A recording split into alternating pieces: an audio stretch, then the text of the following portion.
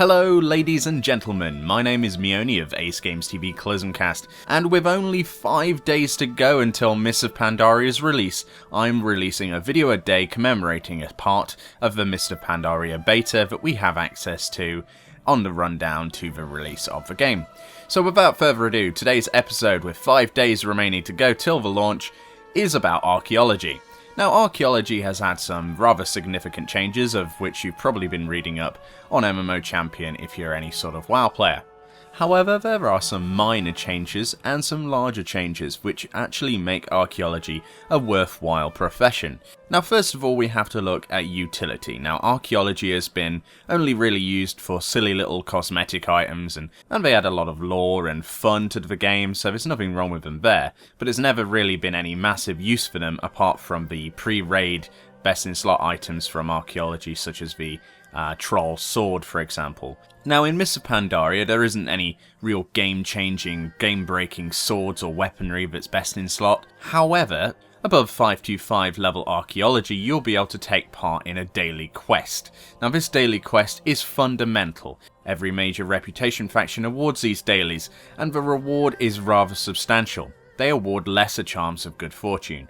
Now, if you've seen my previous video where I talked about the charms of good fortune, you may understand how important they are. For people who don't know, lesser charms of good fortune are used to create greater charms of good fortune. 3 of these can be acquired every week if you do your dailies, to use in raids on raid bosses that allows you to have your own loot table, as in you get extra loot from bosses for free as a possibility by using one of these greater charms on a boss that you kill. From a raiding perspective, this makes these dailies very important, and also makes archaeology one of the more important professions that you may have overlooked, but now you really need to get up.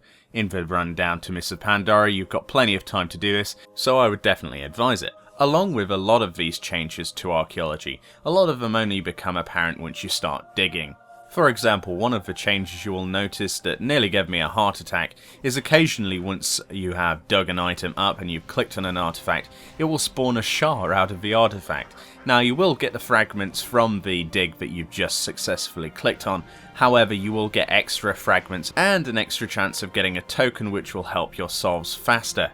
This is particularly cool, but the first time, like I say, it gave me a heart attack and I didn't expect it. But it's nice to see that you have a chance of proccing one of these, and once you've killed it, it definitely speeds up the whole process a lot faster. I would definitely recommend them going back and including this mob proccing system on the old stuff. It would certainly improve my chances of getting the mount from Oldham, for example. Along with this mob proccing system is one of my favourite elements of archaeology's changes.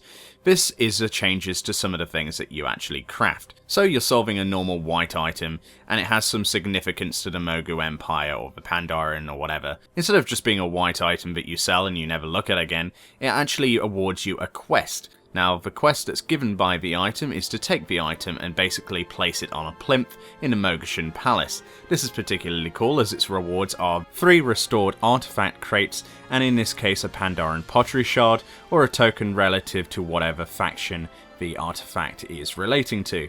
You may be asking to yourself right now, but what are these restored artifacts for, Meoni?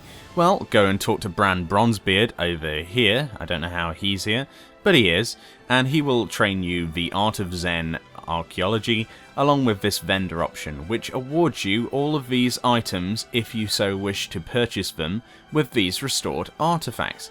Now, I currently have 9 in my inventory from the stuff I've been doing. Not particularly difficult, I'm just solving normal artifacts, but as you can see, the rewards for this is I can turn one of these crates of restored artifacts into a crate of pretty much anything in the game prior to Pandaria. If I'm, say for instance, going for a specific item, I can go and then trade these in for old stuff to get those items. This is a particularly cool change, but also on this vendor is the Lore Walkers map. This is particularly cool. The Lore Walkers map allows you to right click once you purchase this to re-randomize where all of the dig locations are in Pandaria. If you don't want the setup of dig sites where they are currently, you can purchase one of these, randomize it again, and then hope that it's somewhere else. This is a particularly cool thing. Again, this will require you to be exalted with the Lore Walkers, and I will put an annotation link where you can go and watch a video by Gamer where he shows you how to get exalted with the Lore Walkers within 1 day.